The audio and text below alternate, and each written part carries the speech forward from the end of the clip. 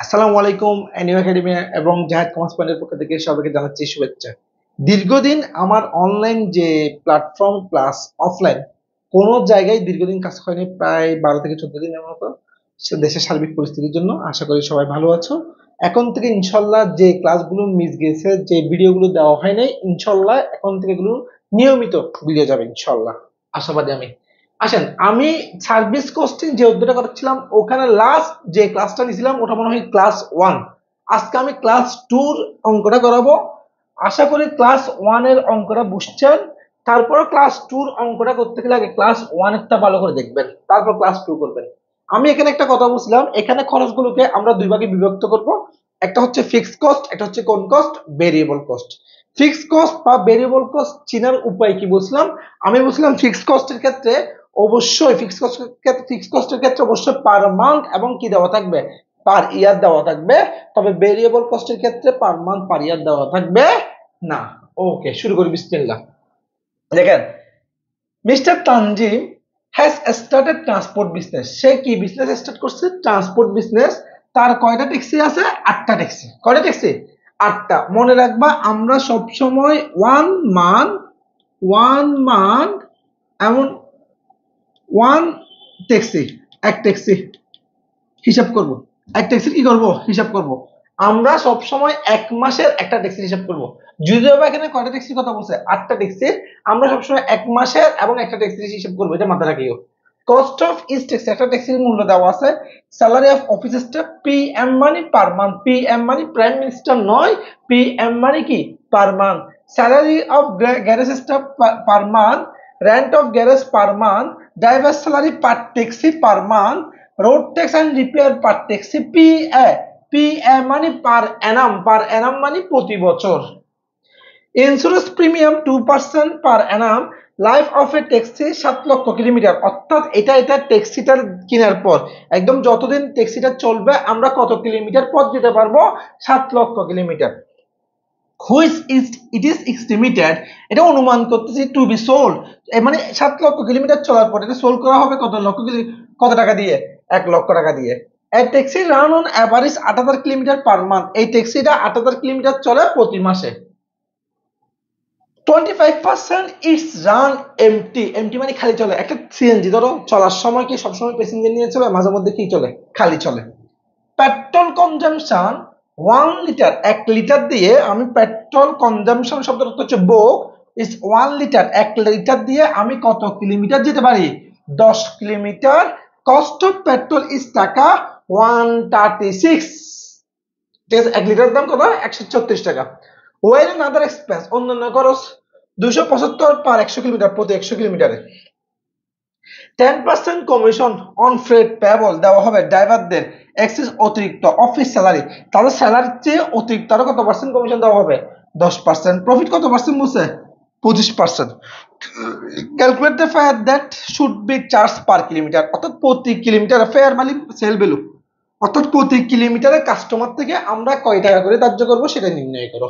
প্রতি কিলোমিটারে কয় টাকা করে ধার্য করব সেটা নির্ণয় করতে যে জিনিসটা আমার দরকার সেটা হচ্ছে টোটাল কস্ট।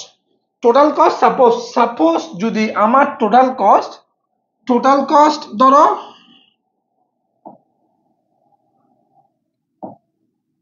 আমার total cost divided by total kilometre. Suppose total call 1 lakh, total cost কত? 1 লক্ষ। টোটাল আমি চলি 10,000 কিলোমিটার, তাহলে 1 কিলোমিটারের দাম কয় টাকা? 10 টাকা, সরি না, 1 কিলোমিটার দাম কয় টাকা? 10 টাকা। এই 1 কিলোমিটারের কস্ট নির্ণয় করতে বলছে। তাহলে আমার কি দরকার? টোটাল কস্ট দরকার। টোটাল কিলোমিটার প্রশ্ন দেওয়া আছে, গাড়িটা প্রতি মাসে কত কিলোমিটার চলে বসে? 8,000 কিলোমিটার চলে, এটা দেওয়া আছে। অর্থাৎ আমার কি দরকার? টোটাল কস্ট পার মান্থ কি দরকার? পার মান্থ, প্রতি মাসের টোটাল কস্ট কত সেটা আমার কি করতে হবে? নির্ণয় করতে হবে না? আচ্ছা দেখেন, আপনি ঠিক সেম ভাবে একটা বক্স করবেন, accounts title cost per month, cost per passenger kilometre না।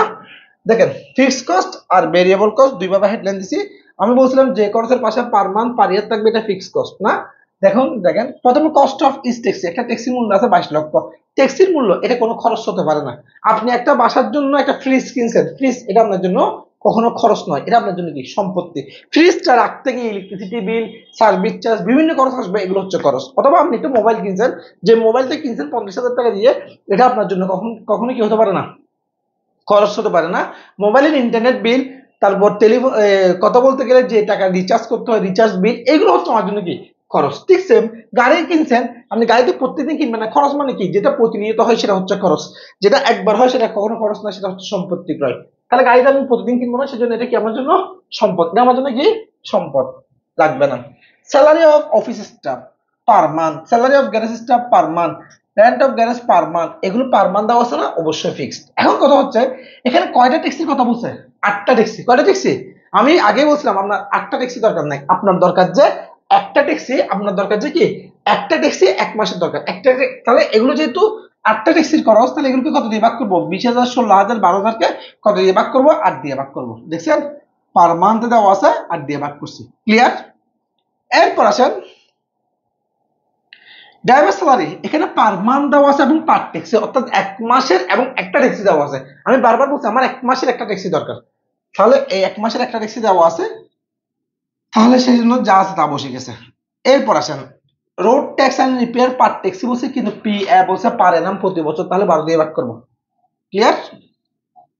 তারপর আসো ইন্স্যুরেন্স প্রিমিয়াম 2%, কস্ট মানে 22 লক্ষ টাকা 2%, পি মানে প্রতি বছর, তাহলে 2% করে 12 দিয়ে ভাগ করবো, 2% করে 12 দিয়ে ভাগ করবো। আশা করি clear. The life of a taxi, life বলা থাকলে, আমি 1 নম্বর ভিডিও একটা কথা বলছিলাম, লাইফ বলা থাকলে একটা খরচ চলে আসবে অবশ্যই, সেটা বলা থাকলেও আসবে, বলা না থাকলেও আসবে, সেটা কি খরচ, ডেপ্রিসিয়েশন। আমরা জানি অবচয় বের করার সূত্র cost minus salvage value divided by life, cost minus salvage value divided by life. যেমন আমার কস্ট হচ্ছে 22 লক্ষ, বুঝো আগে, সেলভেজ ভ্যালু সোল্ড করব নির্দিষ্ট 7 লক্ষ কিলোমিটার চলার পরে সোল্ড করবো 1 লক্ষ টাকায়, সেলভেজ ভ্যালু। ক্লিয়ার? লাইফ কয় বছর বলছে, 7 লক্ষ কিলোমিটার, তাহলে এটা দিয়ে যদি ভাগ করি, ক্যালকুলেশন করলে যেটা আসবে সেটা হচ্ছে 1 কিলোমিটারের অপচয়, সেটা আসবে কিসের টাকা, সেটা হচ্ছে কিসের, 1 কিলোমিটারের অপচয়। দেখেন ডেপ্রিসিয়েশন কস্ট মাইনাস সার্ভিস গুলো ভাগ করলে 1 কিলোমিটারের অপচয়। আমার তো 1 কিলোমিটার দরকার নেই, আমার বলছিলাম আমার 1 মাস দরকার, তাহলে 1 মাসে কত কিলোমিটার চলে, 8,000 কিলোমিটার না, সেই জন্য 8,000 দিয়ে গুণ। ক্লিয়ার? জিনিসটা ক্লিয়ার হয়েছে? এরপর তারপরে ভাই বলতেছি না বুঝলে অবশ্যই হোয়াটসঅ্যাপে এসএমএস দিবেন, হোয়াটসঅ্যাপে এসএমএস দিবেন, যদিও বিভিন্ন ব্যস্ততার কারণে এসএমএস গুলো একটু সিন করতে এবং রিপ্লাই দিতে একটু দেরি হয়, এটা ক্ষমা সুন্দর দৃষ্টিতে দেখবেন সবসময়।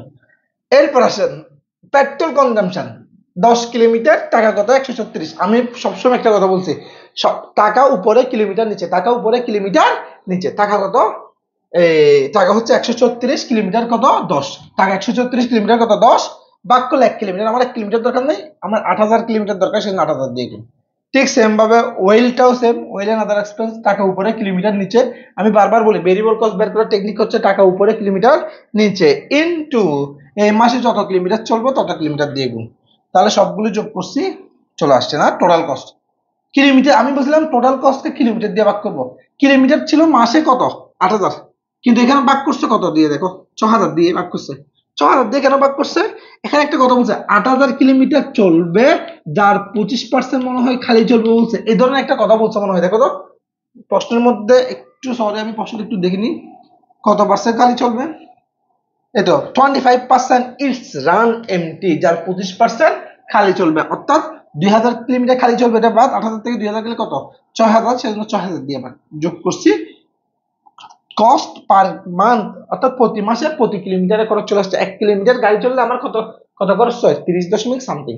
ওরা এটা বের করতে বলবে, ওরা বলছে সেল ভ্যালু, অর্থাৎ কস্টের সাথে যদি প্রফিট কমিশন যোগ করে দাও তাহলে কি চলে আসবে, সেল ভ্যালু। দেখো কস্টের সাথে প্রফিট এবং কি যোগ করছে, এটা হচ্ছে 6,000, হচ্ছে ওটা কোনটা যেটা আমি আপনাকে বুঝাইছিলাম 6,000, সেটা ওই 25% বাদ গেলে 75%, এটা এটা ফ্যাক্ট না, তোমার বুঝতে হবে এখানে এই জিনিসটা, প্রফিট এবং কি কমিশন, প্রফিট এবং কি কমিশন। ওকে, দেখো ওরা বলছে টোটাল কস্ট কত বের করছেন আপনি, টোটাল কস্ট কত বের করছিলেন প্রশ্নে, 30.সামথিং মনে হয় এরকম একটা বের করছিলেন, লাস্টে দেখিয়েন, আমি ওই স্লাইডে যেতে গেলে আবার এগুলো মুছে ফেলতে হবে, সেজন্য যাচ্ছি না, 30.24 সামথিং এরকম একটা রেজাল্ট আসছে না, 4 5 তুমি এরপর বক্স কমপ্লিটের পর এই জিনিসটা যদিও বা এটা বইয়ে যেরকম আছে ওরকম বলছে, আমি ওরকম না, একটু শর্টকাট বুঝে দিচ্ছি।